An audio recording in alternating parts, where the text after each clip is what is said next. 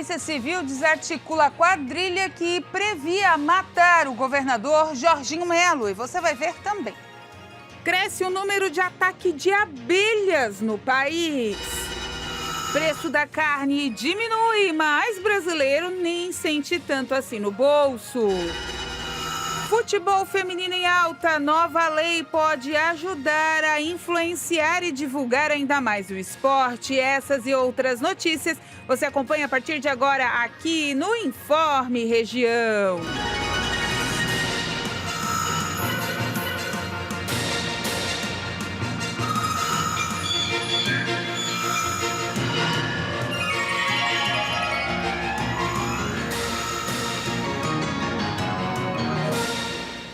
Olá, estamos chegando com mais uma edição do Informe Região, hoje segunda-feira, dia 15 de setembro de 2025, tempo bom, firme em toda Santa Catarina, temperatura na casa dos 23 graus aqui na região de Planalto Sul, onde no final de semana até uma surpreendente geada atingiu áreas serranas, né? Amanheceu tudo branquinho, mas logo em seguida a temperatura ficou mais elevada e é isso, temperaturas mais frias à noite e mais quentinhas durante o dia, mas não vai ficar assim não essa semana. Daqui a pouco a gente amplia a informação para você. 1h17, gente, a informação da hora do momento. Uma operação buscou desarticular a quadrilha que estava trocando mensagens para cometer um atentado contra a vida do governador de Santa Catarina, Jorginho Melo. Na manhã desta segunda-feira, uma operação foi deflagrada para desarticular uma quadrilha que visava cometer um atentado contra a vida do governador de Santa Catarina, Jorginho Melo, do PL. Os suspeitos trocaram mensagens com ameaças de morte contra o governador e estão também em mais 2 estados, em São Paulo e na Paraíba. As informações são da Polícia Civil, que, conforme a investigação, apurou que 5 homens teriam trocado mensagens em um grupo de WhatsApp, onde houve a suspeita de uma possível incitação à violência contra Jorginho Melo. Os celulares foram apreendidos. As investigações tiveram início no final de semana, mas a troca de mensagens teria ocorrido na quinta-feira, quando um dos integrantes do grupo, que é um servidor da Prefeitura de Benedito Novo, no Vale do Itajaí, disse ter se encontrado com o governador. Em resposta, as outras pessoas se manifestaram. A primeira foi: não esquece do molotov. Depois, outro disse: vê se essa faca tá afiada mesmo. A quarta mensagem veio em resposta à menção sobre a faca.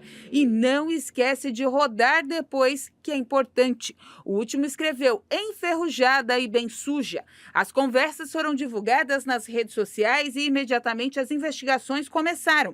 Segundo a polícia, o primeiro suspeito das ameaças foi identificado já na quinta-feira e, na sequência, outras 4 pessoas também foram identificadas. A Polícia Civil do Estado de Santa Catarina, por meio da Delegacia de Repressão aos Crimes de Informática da DEIC, acabou de deflagrar uma operação policial em decorrência das ameaças de morte ao governador do estado, o senhor Jorginho Melo.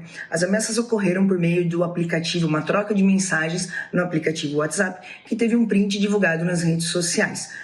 Imediatamente, ao tomar conhecimento dos fatos, foi instaurado um inquérito policial, adotadas diligências internas para que se confirmasse a autoria e materialidade e representado pela expedição de mandados de busca e apreensão. A ação contou com uma atuação integrada das forças de segurança pública, das polícias civis estaduais, além de contar com a celeridade na expedição dos mandados pelas instituições da justiça. No sábado, após manifestação do Ministério Público de Santa Catarina e decisão da Vara de Garantias da capital, foram expedidas diversas medidas cautelares. Os mandados são cumpridos em Benedito Novo, em Santa Catarina, Campina Grande, na Paraíba, Cabedelo, também na Paraíba, Matão, em São Paulo e Álvares Machado, também no estado paulista.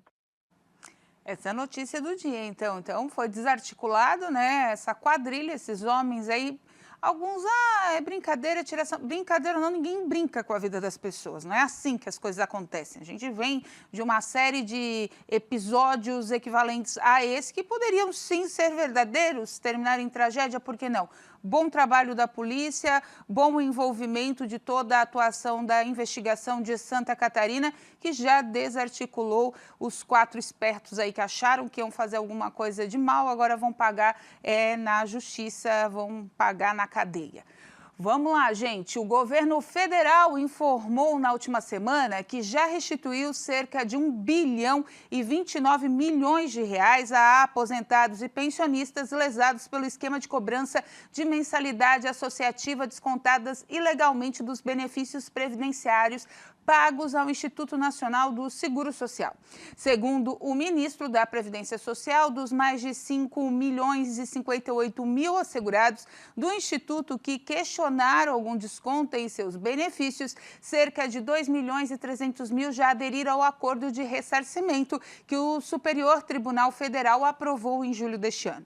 Número que, segundo a pasta, corresponde a 7 em cada 10 pessoas consideradas aptas a receberem de volta os valores cobrados sem autorização. Ainda de acordo com o Ministério, até hoje, 99% dos segurados do INSS que já assinaram o acordo terão recebido dinheiro de volta, de forma integral, com correção pela inflação, diretamente na conta onde o aposentado recebe o benefício. Então, foi ágil para pagar, mas a gente não está sendo ágil para saber quem levou o dinheiro, mas estamos pagando a conta. Vamos lá, 1h22. O preço da carne, gente, caiu em agosto, mas o valor ainda continua alta por causa aí de tanto acúmulo no ano. Em agosto de 2025, o consumidor brasileiro teve um pequeno alívio no preço da carne bovina, que caiu 0,43%. Mas mesmo assim, não foi o suficiente. Isso porque, no último acúmulo de altas, chegou a 22%. Os cortes mais consumidos, como acém, peito e músculo, estão entre os que mais encareceram. Um dos fatores que ajudam a explicar os altos preços é a exportação de carne brasileira, que continua aquecida mesmo após o tarifaço imposto pelo presidente dos Estados Unidos, Donald Trump. Isso porque o Brasil se adaptou rápido. Os Estados Unidos eram o segundo maior comprador da carne bovina e agora se encontram na 5ª posição, logo após da China, México, Rússia e Chile, sendo o México considerado o destaque. E segundo os especialistas, os preços devem voltar a subir.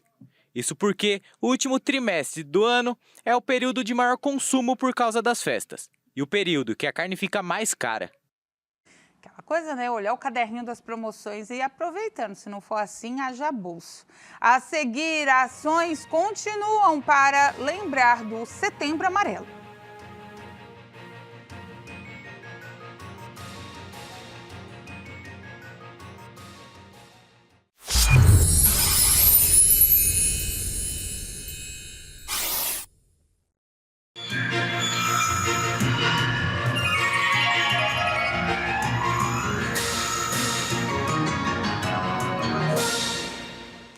Olha só, gente, de volta com o nosso Informe Região. O trabalho informal no Brasil abrange mais de 38 milhões de pessoas. Segundo os dados do IBGE, são caracterizados pela falta da carteira assinada, autônomos sem CNPJ e empregados domésticos sem registros, afetando principalmente jovens e em setores como construção civil e serviços de aplicativo.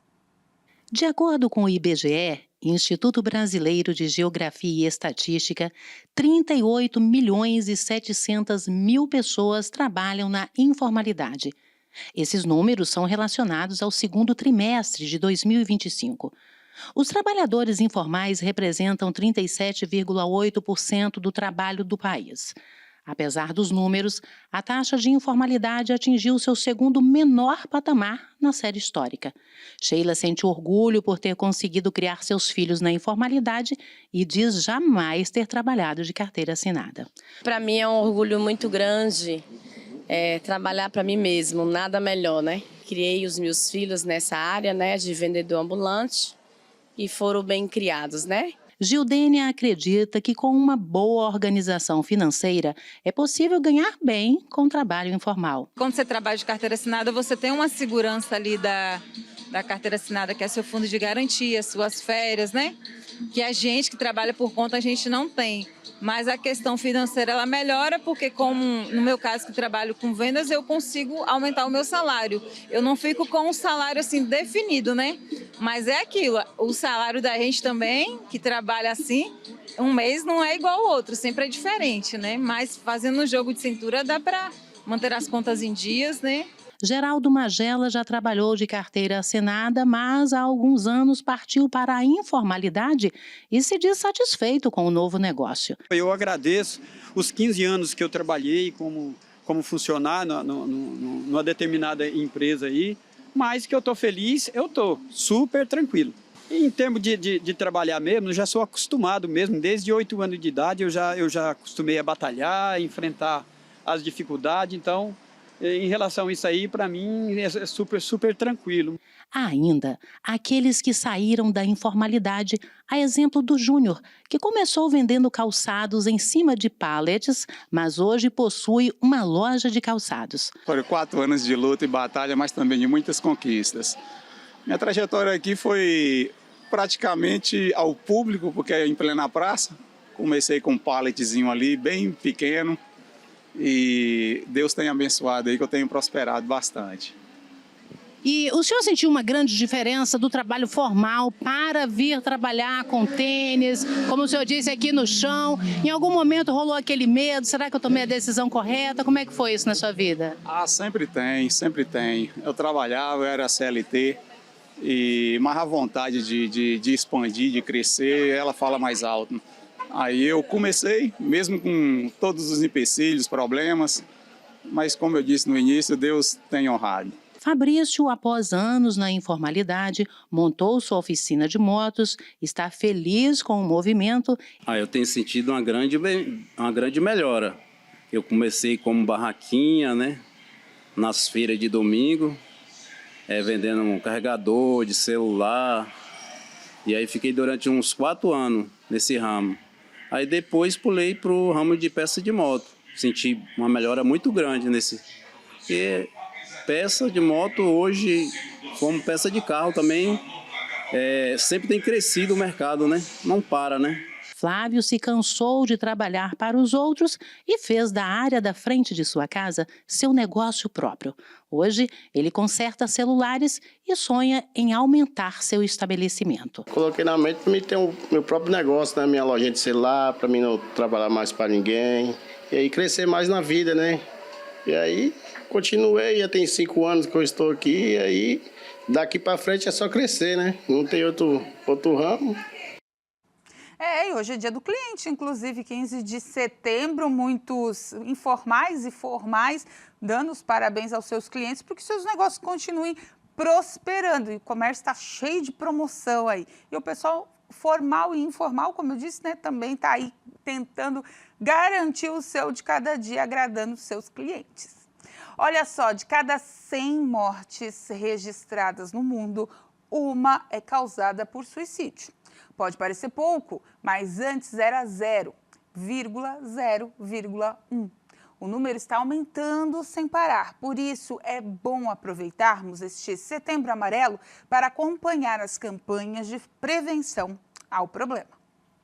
Segundo a Organização Mundial de Saúde, o suicídio é uma das principais causas de morte em todos os países e contextos socioeconômicos. Em 2021, a prática custou a vida de mais de 720 mil pessoas, apesar dos esforços em escala mundial para alcançar o Objetivo de Desenvolvimento Sustentável das Nações Unidas, para reduzir em 1/3 as taxas até 2030. A transformação dos serviços de saúde mental é um dos desafios mais urgentes de saúde pública, mas a tendência atual é que a prática reduza apenas 12% em 5 anos. Entre 2000 a 2021, a taxa de suicídio em escala mundial diminuiu 35% e permaneceu estável durante a pandemia do Covid-19, apesar do aumento dos fatores de risco, como doenças, genética, perdas recentes e históricos familiares, além de transtornos psiquiátricos. A condição financeira também é levada em consideração. Segundo a OMS, OMS, 73% dos suicídios ocorrem em países de baixa ou média renda. No entanto, nações de renda elevada apresentam uma taxa maior de óbitos. O suicídio é uma consequência dramática de alguns transtornos de saúde mental. O número chega a mais de 1 bilhão. Os transtornos mentais têm fortes consequências econômicas, como gastos de saúde elevados e perda de produtividade. Especialistas indicam que a ansiedade e a depressão, os mais comuns, custam US$ 1 trilhão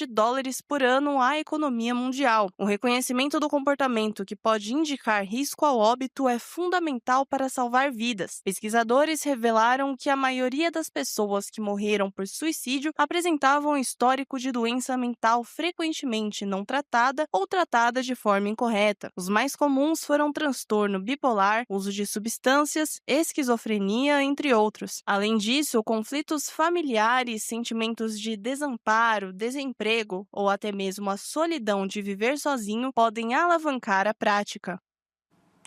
E, gente, vamos conferir agora como vai ficar o tempo essa semana aqui na nossa região.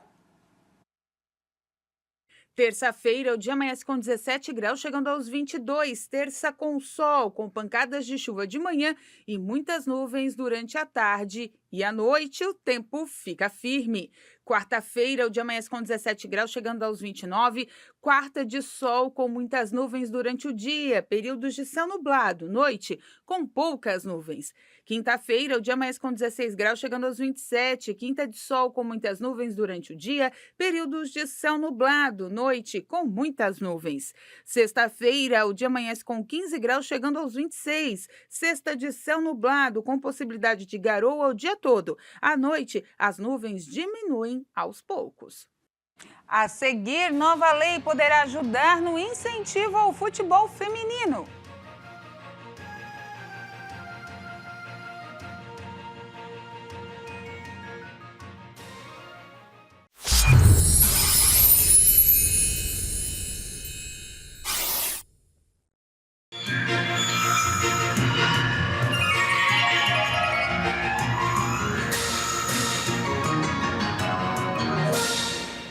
De volta com o nosso Informe Região 1h38, os ataques de abelhas estão crescendo no Brasil. Elas podem parecer até inofensivas, mas quando se sentem ameaçadas, oferecem grandes riscos à saúde humana. Os ataques por abelhas ocuparam o 3º lugar do ranking de envenenamento por causas animais, ficando atrás apenas de escorpiões e aranhas. Segundo os dados do painel epidemiológico de acidentes por animais peçonhentos, mais de 34 mil pessoas registraram problemas com os insetos no ano passado. 117 morreram. Esse fenômeno pode ser uma consequência do Brasil ter se tornado uma referência na produção de mel nos últimos anos. A fabricação em massa aumentou a quantidade dos animais. Além disso, as mudanças climáticas favoreceram no surgimento de espécies em áreas onde as abelhas não eram tão frequentes. Especialistas afirmaram que esse é um problema de saúde pública, que muitas das vezes é esquecido. Os hospitais ainda não têm antídotos disponíveis para o veneno das pequenas amarelas. O paciente que chegar em uma unidade de saúde vai receber apenas um tratamento com remédios que aliviam as reações alérgicas. Já houve uma tentativa de produzir um antiveneno, mas o soro apresentou problemas, dói muito quando é aplicado. O incômodo físico afetou diretamente na produção de anticorpos. Até a disponibilização de um antídoto, a melhor forma de escapar das complicações das picadas é justamente evitar as áreas de risco. Os animais só querem proteger o seu lar, então o enxame dificilmente vai perseguir o indivíduo por longas distâncias. Especialistas recomendam correr em zigue-zague, porque as abelhas têm dificuldade em fazer mudanças de direção de uma forma muito brusca. Em casos de acidente com os insetos, o melhor é manter a calma e buscar um local fechado como abrigo. Depois, procurar um atendimento médico para retirar os ferrões.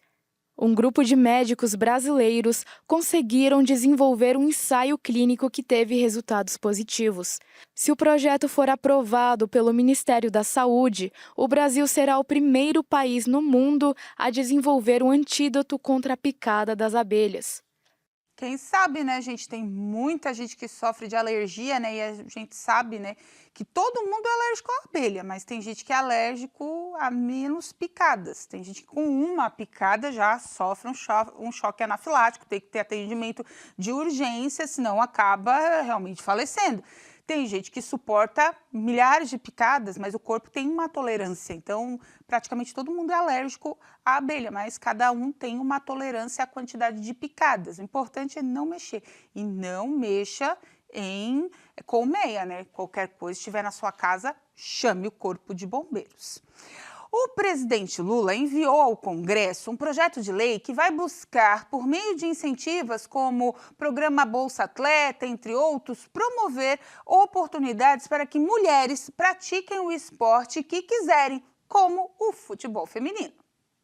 O presidente Luiz Inácio Lula da Silva se encontrou em Brasília com integrantes da Seleção Brasileira Feminina de Futebol, que foi campeã da Copa América no começo de agosto.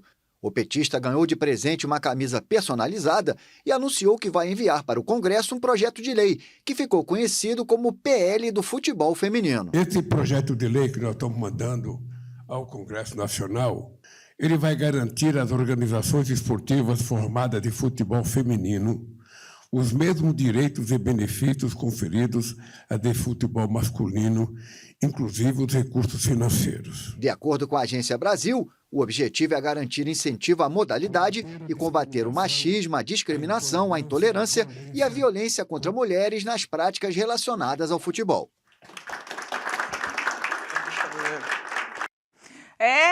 No final de semana o Corinthians foi campeão brasileiro de futebol. Daqui a pouco o Corinthians nem joga mais, né? O Campeonato Brasileiro de Futebol só vai lá de ao concurso, porque 7 vezes já, 6 seguidas e 7 vezes. Aí tem também as meninas aqui do Criciúma que vão entrar no Campeonato Brasileiro, aí a Série B, né? Porque elas conquistaram vaga. Então o futebol, né, vai ganhando corpo, vai ganhando cancha para se desenvolver. E com incentivos, é claro, as meninas estão lá. Porque, lembrando, né, futebol feminino, gente, é totalmente diferente do masculino. Elas não são atletas profissionais, elas não têm carteira registrada, elas vivem de ajuda, de custo. Então, né, por favor, né, se é para fazer uma modalidade forte com atletas de alta competitividade, tem que profissionalizar. E não são todos os clubes que hoje fazem isso, embora seja obrigatório pela CBF os clubes manterem a categoria feminina se estão nas séries aí de A até a C. Então, é contraditório. É obrigado, mas não tem incentivo e as mulheres buscam o seu espaço, até porque, né, nós temos a maior jogadora de futebol do mundo, que é a senhora Marta, embora muitos entendidos aí não a elogiem tanto. Olha só, gente, Copa Santa Catarina ontem, a gente está procurando a bola do Sassá até agora, mas, Sassá, calma, a tua fase vai melhorar. Santa Catarina 4-1 no Concórdia, Criciúma 3-1 no Camboriú, Carlos Renault 2-2 com o Blumenau, o Joinville ficou em 0-0 com o Nação, aí também teve o Caravaggio 2-1, olha o Caravaggio se redimiu, ó.